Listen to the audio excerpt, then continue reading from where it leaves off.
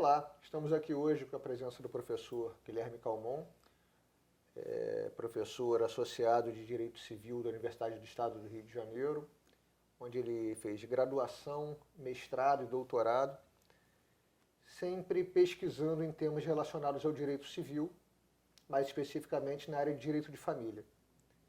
Então, para mim não foi surpresa quando na atuação dele na magistratura federal, ele passou a juntar essa pesquisa dele em direito de família com a atuação da Justiça Federal, especificamente no caso de sequestro internacional de crianças.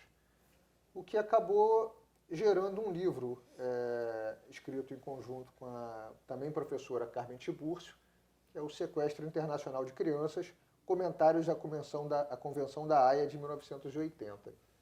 Então, a primeira pergunta que eu tenho a lhe fazer, já agradecendo a presença, qual foi a ordem que isso aconteceu?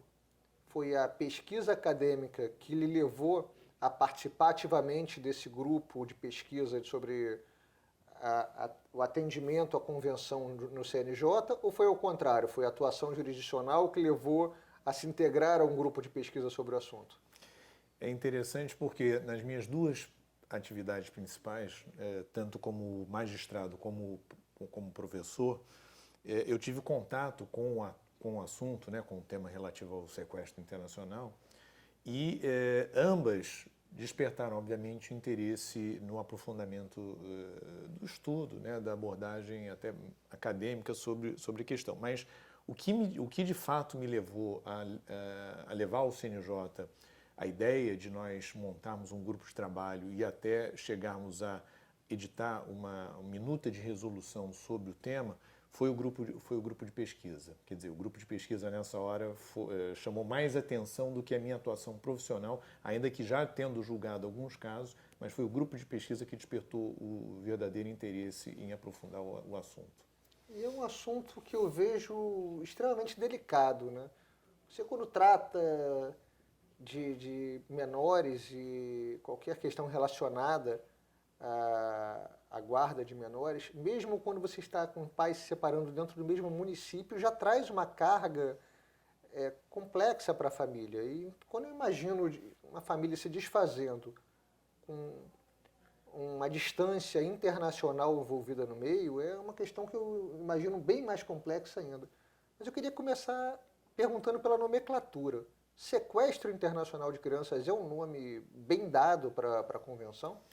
Na realidade, essa é uma questão que decorre da tradução feita do texto em inglês e francês.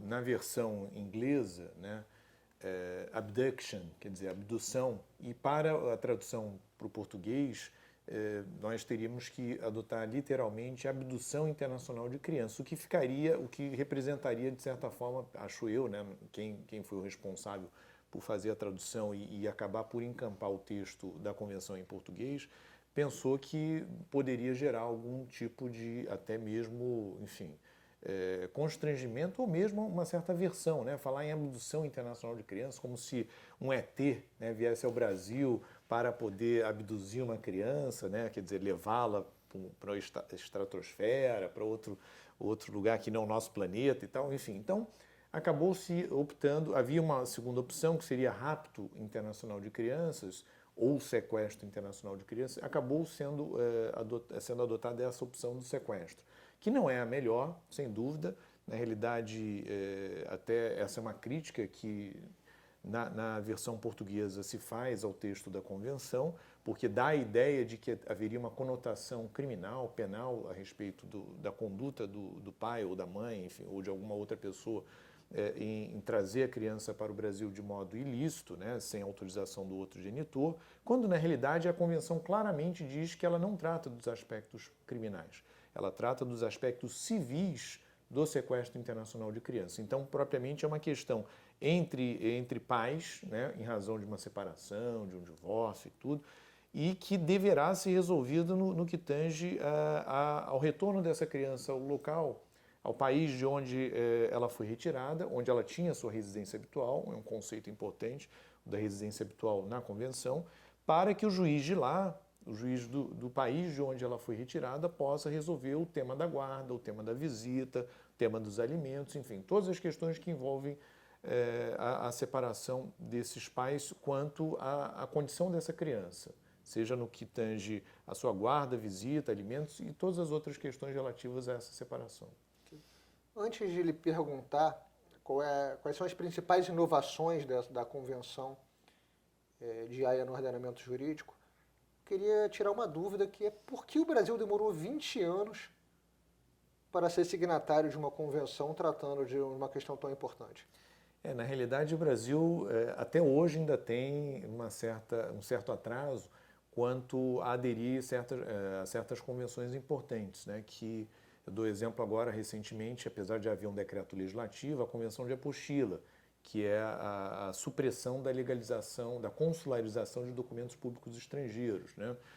Que até hoje ainda não saiu o decreto presidencial. Tem o decreto legislativo, mas não saiu o decreto presidencial. Na verdade, há um certo gap, né? Uma certa distância aí entre aquilo que se exige ou se precisa ter em termos de convenções e tratados internacionais internalizados e o que o Brasil faz. Eu acho que hoje eu identifico uma mudança no perfil de cada vez mais se pensar, até mesmo pela complexidade e pela velocidade das relações internacionais, que o Brasil realmente se insira nesse cenário internacional de modo a ser mais ágil nessas questões.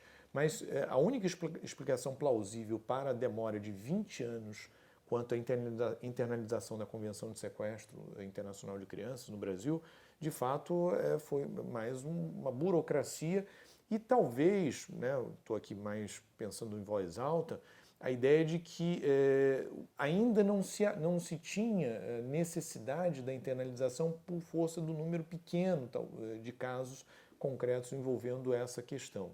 Então, com o fenômeno da globalização, com a internacionalização das relações até familiares, isso passou a ser mais necessário e por isso a internalização no início da década, no início de 2000, né? Pelo que eu ouvi, inclusive a crise na Europa, dada uns 3 anos atrás, fez com que um grande número de brasileiros retornasse ao país, desfazendo famílias criadas naquele momento e que gerou um aumento nesse número de busca ao judiciário por essa questão.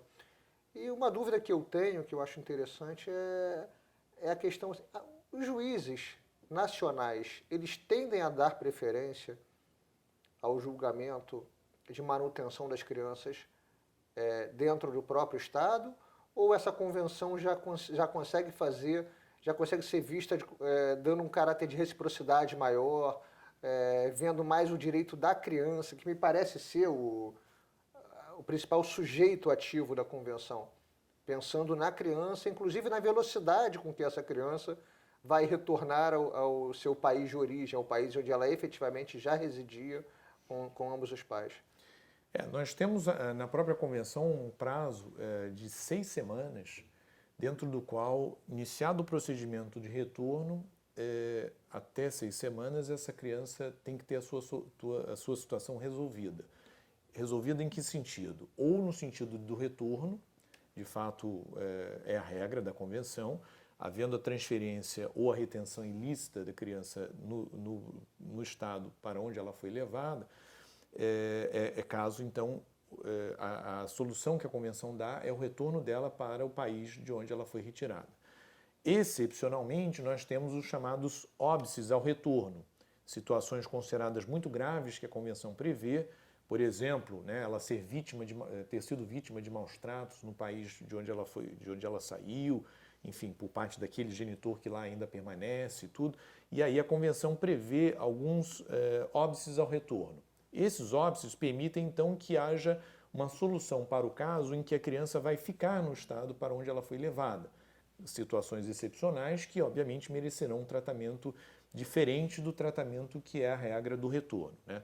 Nessas hipóteses, seja para o retorno, que é a regra, seja para a manutenção da criança no Brasil, que é a exceção, essa solução tem que ocorrer no prazo de 6 semanas. No Brasil, isso ainda é uma utopia, né? Na realidade, nós temos, até em razão dos procedimentos e dos prazos que precisam ser seguidos aqui nas ações até fundadas nessa convenção, o prazo de 6 semanas, na realidade, passa a ser uma utopia, mas que também não é observado na maior parte dos outros países que aderiram à convenção. Na realidade, são pouquíssimos os países signatários que cumprem o prazo de 6 semanas. E essa é uma preocupação da Conferência da Haia, ou seja, de ter uma regra numa convenção como é a Convenção de 1980 sobre sequestro internacional de crianças que não venha a ser concretizada na prática. E aí eles sugerem que algumas medidas venham a ser adotadas. Por exemplo, a questão relativa à concentração de competência nos países que são signatários e que devem, então, ter juízes e até tribunais especializados nesse assunto. Né? Porque a especialização, e essa é uma conclusão da Conferência da Haia, especialização permite uma maior agilidade e, ao mesmo tempo, uma maior qualidade na solução que vai ser dada para aquele caso. Né? Então, daí a ideia de capacitação dos magistrados, capacitação dos outros profissionais, como advogados, como membros do Ministério Público, também psicólogos, mediadores, porque não necessariamente, mas uma das formas de sequestro internacional de crianças é a prática de um ato de alienação parental. Né? Tal como ocorre aqui no Brasil, né? Um pai, mesmo não saindo do território brasileiro, mas quer distanciar aquela criança do outro genitor. Então, isso no plano internacional é multiplicado, enfim, N vezes, né? Até por questão cultural, né? Até por questões culturais, questões de língua, né? Uma série de outros fatores. Então, uma das vertentes também objeto de preocupação da Conferência da Haia é a prática de atos de alienação parental através das transferências ou retenções ilícitas de crianças. Por isso também acaba que a Convenção ela é um tratado de cooperação jurídica internacional, vale dizer. Tanto os juízes brasileiros quanto os outros juízes dos países que aderiram à Convenção, eles devem agir com base nas normas da Convenção no âmbito de uma cooperação internacional. Tal como nós temos crianças trazidas para o Brasil ilicitamente, também crianças são levadas do Brasil para outros países ilicitamente. Então, tanto aqui quanto as crianças de lá, que foram levadas para lá, a ideia é que haja uma cooperação internacional. Isso faz parte, obviamente, de um concerto internacional dos vários estados ao aderirem às convenções que vão tratar desses temas tão sensíveis como esse. E, sem dúvida, um dos princípios basilares, fundamentais para a aplicação das normas da Convenção é o melhor interesse da criança. Né? Portanto, a solução que tenha que ser alcançada é de atender o melhor interesse dela. Nós tivemos aqui no Brasil um caso paradigmático, que foi do menino Chan. Ele tomou manchetes nacionais, Fantástico, acho que todos os programas de televisão durante quase um mês noticiaram o caso envolvendo essa criança, cujo pai era americano, mãe brasileira, que veio a falecer no Brasil. Já tinha, antes do falecimento, um processo em andamento relativo acusando de sequestro internacional, visto que ela veio para o Brasil e não retornou com a criança para o local onde eles moravam. E, nesse caso, três questões me chamaram a atenção. A primeira, essa questão de divulgação de um caso envolvendo uma criança em ambiente televisivo, que é um caso que não me parece ser o mais adequado. Segundo, o efeito é exatamente contrário disso. Porque, na verdade, foi o momento em que muita gente tomou ciência de que essa lei existia, inclusive operadores de direito, eu me incluo no caso, não é a minha área de atuação principal, então foi quando provavelmente muita gente teve o primeiro contato com o caso, então eu imagino que tenha tido um caráter benéfico nessa divulgação. Terceiro, a questão dos avós, que me chamou a atenção pela primeira vez, que a gente fala muito sobre a questão relacionada aos pais, mas a gente também tem aí não apenas os pais, mas todo o contorno familiar da criança envolvida, o que deixa a questão ainda mais delicada. Né? E ainda tem um dado técnico nesse caso, que é importante, eu acho que ressaltar, que é a questão do tempo. Quando O professor falou agora sobre o tempo de 6 semanas, que é o recomendado pela Convenção da Haia. É um tempo para que a criança não perca os laços anteriores.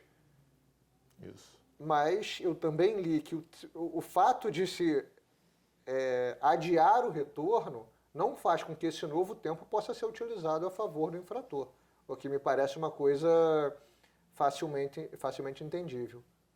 Sim. Esse caso que foi divulgado, na verdade, ele obviamente, ninguém gostaria, né, de que ele tivesse acontecido, né, porque realmente ele apresentou contornos dramáticos, inclusive o momento da saída da criança do território nacional foi bastante explorado pela mídia, né? Eu me recordo até de imagens da criança chegando no consulado para poder dali seguir imediatamente para o aeroporto, enfim. Na realidade, assim, quase uma operação policial, né, de guerra, né, como se ali estivesse sendo resolvida uma questão de fato fundamental para os dois países, quando na realidade era uma questão envolvendo de fato um conflito familiar, né? E esse é um ponto central, quer dizer, quase que 100% desses casos decorrem de conflitos entre os pais e algumas vezes até abrangendo outros parentes, como no caso também houve problemas com os avós, fazendo com que a criança, né, acabe sendo um joguete nas mãos de um ou de outro, né? O exemplo do caso Sean Goldman, né, é um exemplo muito assim, emblemático, no sentido de como a criança foi assim a menos considerada no que tange aos seus interesses.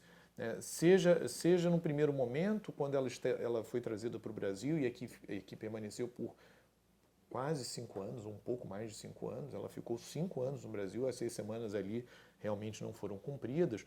A primeira ação foi julgada favoravelmente à mãe, ainda viva, né, e, portanto, chegou ao Superior Tribunal de Justiça e o Superior Tribunal de Justiça decidiu em favor da mãe.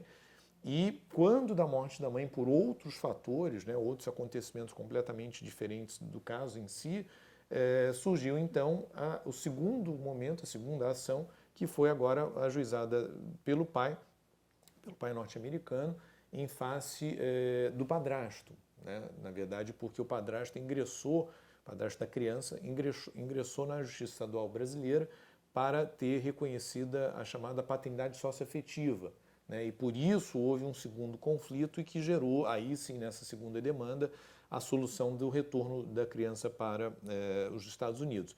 Mas, de fato, como eu falei, apesar de ser um caso que ninguém gostaria de vivenciar e ter, né, como exemplo e tal, mas, de certa forma, ele serviu de base para uma divulgação, inclusive não só para a população como um todo, né, em geral até pelos meios de comunicação, mas principalmente para os magistrados e também outros profissionais da área, porque de fato havia uma certa ignorância, né, a respeito da convenção e dos instrumentos que ela apresenta, de modo a permitir, inclusive ela deixa claro desde 1980, ela é de 1980, que deve-se estimular métodos autocompositivos para esses casos. Porque muitas vezes o retorno da criança por si só não vai ser a solução. Há determinadas situações em que o genitor que trouxe a criança, por exemplo, para o Brasil, não tem mais como retornar para outro país, seja por questões econômicas, seja até por questões criminais. Há países que consideram essa conduta crime e, por isso, instauram procedimentos que nós teríamos aqui como inquéritos policiais ou mesmo ações penais em relação àquele genitor que assim age. Não é o nosso caso, mas há países em que essa conduta é considerada crime e a convenção ela quer exatamente tirar esse dado criminal para só tratar dos aspectos civis, de modo que, de fato, a criança tenha condições. O fato dos pais se separarem, não poderem mais viver juntos, não significa que ambos não devam prosseguir mantendo contato com essa criança, né? Ambos continuam até o fim de suas vidas como pai e mãe daquela mesma criança. Então a ideia que a Convenção traz de modo muito claro é que toda e qualquer solução que venha a ser dada, primeiro, que haja o estímulo à autocomposição, não sendo possível que a solução a que venha a ser dada, que normalmente será o retorno, mas que não vai inviabilizar que essa criança, ao retornar, mantenha contato com outro genitor, né? Portanto, a ideia é, de fato, manter esses vínculos de pai e mãe, de avós paternos, avós maternos, independentemente do fato de ter havido uma ruptura na família que antes existia entre eles. Interessante. Queria, já encaminhando aqui para o final da nossa entrevista, eu queria fazer uma pergunta genérica, na verdade. Eu queria lhe perguntar se alguma coisa que eu não lhe perguntei, mas que você gostaria de responder, que faltou lhe perguntar de repente, mas que lhe venha na mente, você pode falar sobre esse assunto. Nós temos algumas ideias, né, que vêm sendo desenvolvidas até no nosso grupo de pesquisa, e isso gerou até aquela constituição do grupo de trabalho lá no Conselho Nacional de Justiça, que nós precisarmos de um marco legislativo específico para tratar do tema da Convenção, dos temas ligados à Convenção, especificamente de sequestro internacional. Hoje nós temos o novo Código de Processo Civil que prevê, que tem um capítulo tratando da cooperação jurídica internacional, mas que não é suficiente, quer dizer, traça regras muito genéricas, né, a respeito das questões. E aí eu queria deixar claro, por exemplo, um ponto que me parece central nessa discussão, e aproveitando o gancho aqui desse último questionamento, que é a questão da competência que nós temos dentro do judiciário brasileiro a respeito da solução para os casos concretos que envolvam um sequestro internacional de crianças e, ao mesmo tempo, a competência da Justiça Estadual nas 27 unidades da federação que nós temos, inclusive o Distrito Federal, envolvendo as questões relativas ao fundo do direito, que é o tema da guarda, o tema do direito de visita. Normalmente, assim, é quase que um roteiro seguido, aquele genitor, que normalmente é a mãe, que traz a criança para o território brasileiro, no caso em que a Justiça brasileira terá que apreciar o tema, ela imediatamente ingressa com uma ação de guarda na Justiça Estadual e obtém uma decisão até de guarda, uma decisão liminar de guarda provisória, e nesse meio tempo o pai que está lá fora, né, no outro país, aciona a autoridade central lá do seu país, por exemplo, da Suíça, que por sua vez contacta a autoridade central brasileira para exatamente, e a convenção prevê isso, para exatamente já iniciar um procedimento voltado a identificar se a hipótese é ou não de aplicação das normas da convenção. Esse é um procedimento administrativo que tramita na Secretaria Especial de Direitos Humanos, vinculada à Presidência da República, portanto, do Poder Executivo Federal, e, em se concluindo que a hipótese é de aplicação da Convenção, a autoridade central, que é a Secretaria de Direitos Humanos da Presidência da República, ela entra em contato com a Advocacia Geral da União para ingressar com a ação judicial na Justiça Federal.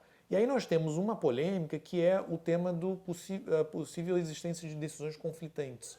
Uma decisão da Justiça Estadual sobre guarda e uma decisão da Justiça Estadual sobre guarda e outra da Justiça Federal, por exemplo, determinando o retorno imediato. Ora, como a criança vai retornar para o país de onde ela foi retirada se existe uma decisão de guarda provisória estabelecida por um juiz estadual? E o Código de Processo Civil, tanto o atual como o que vai entrar em vigor, ele já prevê ou já permite que nós possamos resolver essa questão através até da suspensão do processo que tramita na Justiça Estadual, porque é uma questão que precisa aguardar ser solucionado o tema do retorno, mas na prática isso não vem acontecendo. Na verdade, existem alguns conflitos de competência que foram suscitados e julgados pelo Superior Tribunal de Justiça, determinando que os autos da ação de guarda sejam remetidos para a Justiça Federal, de modo a eles serem reunidos à ação que busca o retorno da criança, o que na realidade não é o adequado, não é o correto. Não, a Justiça Federal ela não trata de guarda, ela só trata do retorno ou não retorno. A guarda continua sendo de competência da Justiça Estadual. Por que suspender o processo? Porque se a criança ficar no Brasil, por força de uma decisão do juiz federal, no sentido de que não é caso de retorno, essa ação de guarda vai prosseguir, né? O processo irá continuar, levando em consideração que ficou definido que a criança permanecerá no Brasil. Do contrário, se o juiz federal entender que é caso de retorno, essa ação de guarda esse processo deverá ser extinto, sem apreciar qualquer questão relativa ao mérito, porque quem vai apreciar esse tema será o juiz estrangeiro do país para onde a criança retornará em razão da decisão do juiz federal. Ok, entendido. Eu queria terminar fazendo as minhas considerações sobre o livro, escrito pelo professor Guilherme, em coautoria com a professora Carmen Tiburcio. porque quando eu me deparei com uma lista de 27 coautores na frente do livro, eu imaginei, antes de abrir o livro, que fosse um livro, uma coletânea de diversos artigos tratados de forma razoavelmente desconexa sobre o assunto, e tive a feliz, durante a leitura, a feliz constatação que, na verdade, não, é um livro completamente unificado, onde foi criada uma metodologia específica para poder agrupar as ideias desse grupo de pesquisa, e eu achei muito interessante. Gostaria que o senhor falasse sobre isso, só para como é que foi a metodologia para unificar 27 colaboradores dentro de um livro e fazer com que ele não fosse uma coletânea de artigos, e sim um livro único e bem delineado. Esse livro ele é um filho muito bem gestado e querido por mim e pela professora Carmen Tiburcio, né? Nossa parceria acadêmica, né, com esse fruto que acabou sendo produzido a partir do grupo de pesquisa. Todos os colaboradores foram e são, até hoje, integrantes de um grupo de pesquisa que eu e a professora Carmen coordenamos sob o título Competência da Justiça Federal e o Direito Internacional. Então, nós tratamos de vários temas, e o tema da Convenção do Sequestro Internacional de Crianças foi discutido e debatido durante quase 2 anos e meio. Ou seja, nós tivemos reuniões quinzenais, algumas vezes até semanais, sobre o texto da Convenção. Chegamos até a redigir mesmo até um possível anteprojeto de lei, né, brasileira, poderia tratar de aspectos procedimentais relativos aos temas da Convenção, e chegamos a aprovar enunciados interpretativos também em cima do texto da Convenção, e a partir do aprofundamento dessa pesquisa no grupo, nós concluímos que seria muito oportuno a publicação de um trabalho que decorresse exatamente desses debates, que não ficasse apenas restrito ao grupo, né, mas que pudesse expandir para poder, de fato, levar essas nossas perplexidades, essas nossas pesquisas para outras pessoas. E aí eu, professora Carmen, enfim, resolvemos então estabelecer uma metodologia muito rigorosa. Foi realmente, a gente cobrou dos colaboradores assim, um rigor até em termos de terminologia, quer dizer, não utilizar o que eu considero a melhor palavra, mas sim aquelas palavras que nós recomendamos que fossem utilizadas. Nós estruturamos cada comentário em relação às partes, então existe uma parte da doutrina brasileira, uma parte da doutrina estrangeira, jurisprudência nacional, jurisprudência estrangeira, enfim, os próprios enunciados que nós já tínhamos discutido e aprovado serviram também de base para vários dos comentários. Então, na realidade, realmente foi assim um livro, na verdade é um livro de 2 autores, né, 2 coautores, mas com os colaboradores que seguiram fielmente, isso realmente eu posso garantir. O trabalho não por acaso teve esse resultado aí, me parece, né, tão bom, porque nós fomos rigorosos, e esses integrantes do grupo de pesquisa, de fato, foram pessoas que se engajaram ao projeto desde o início e até o fim. Enfim, então ficamos muito satisfeitos com o resultado final, e eu tenho hoje esse livro, na realidade, no direito brasileiro, né, não por falsa modéstia aqui, mas é a referência central a respeito do tema do sequestro internacional de crianças. A gente espera que, obviamente, haja uma evolução, a gente consiga ter outros autores que também venham a tratar do assunto, mas hoje, na data de hoje, essa é a nossa Bíblia sobre o sequestro internacional de crianças. Bom, ótimo, eu agradeço imensamente a disponibilidade do professor Guilherme Calmon em gravar esse vídeo aqui para a gente. Muito obrigado mesmo pela presença e pelo livro, por tudo. Eu que agradeço aqui o convite, professor Luiz Antônio, e dizer que estou sempre à disposição aí, não só nesse tema, como outros temas que, obviamente, possam surgir. Obrigado. Gostaram da entrevista de hoje? Então não percam a próxima. A próxima será com o professor Gustavo Sampaio, tratando do tema da tese de doutorado dele, federalismo e poder local. Uma proposta bastante original de reformulação do federalismo assimétrico. Não percam.